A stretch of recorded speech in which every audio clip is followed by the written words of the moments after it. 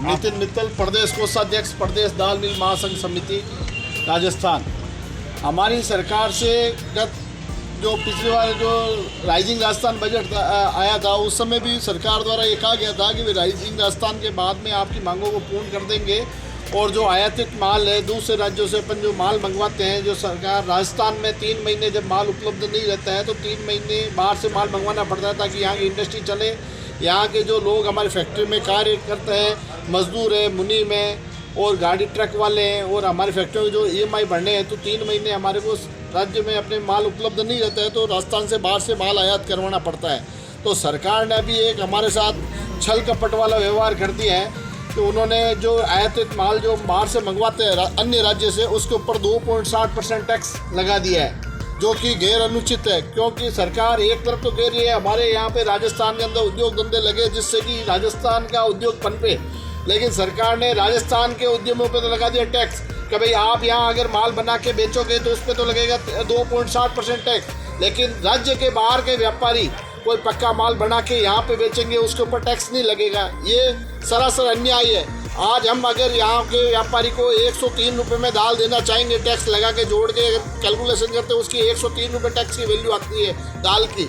और वही दाल दूसरा राज्य का व्यापारी, चाहे गुजरात का हो, चाहे यूपी का हो, चाहे दिल्ली का हो या अन्य राज्य का हो, वो 100 रुपये में डिलीवरी दे रहा है नागपुर, तो वो हमारे से माल क्यों लेगा? हमारी दाल मिलें बंद हो जाएगी। यह संपूर्ण एग्रो इंडस्ट्री के साथ बहुत बड़ा कुठारघात हुआ है। ये सरकार ने भूलवंश लगाया है।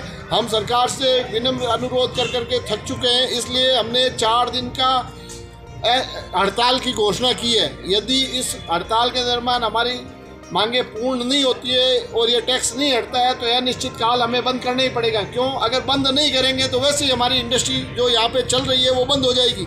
नए इंडस्ट्री एरिया गोगेलाओं के अंदर करीब 40 से 45 एग्रो फूड इंडस्ट्री लग रही है, उन सभी का भी कंस्ट्रक्शन रुक चुका है जब से ये टैक्स लगा है। कि भाई ये जो पुरानी इंडस्ट्री है वही सर्वाइव नहीं कर पाएगी तो नए इंडस्ट्री वाले कैसे आएंगे? बजट में हमें पूर्ण विश्वास था कि सरकार हमारी जो मांगे हैं ये सुन लेगी, लेकिन बजट में हमारी कोई मांग सुनी नहीं गई।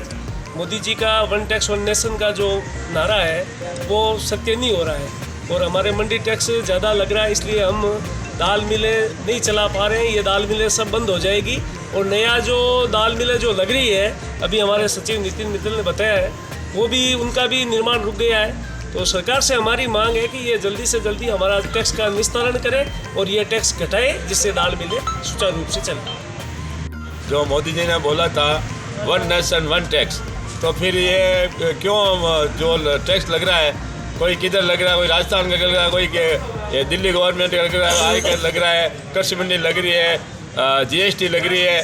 1 नेशन 1 टैक्स है तो एक टैक्स लगाया जाए। कृषि मंडी वो कल्याण कोष लग रहा है, जब ये कल्याण कोष क्या काम आ रहा है, पैसा किधर जा रहा है, इसकी कोई पता ही नहीं है। लाखों रुपए कल्याण कोष में हमने जमा कराए हैं, उसका कोई औचित्य नहीं है, पैसा कहाँ जा रहा है, ये थोड़ा ध्यान करें।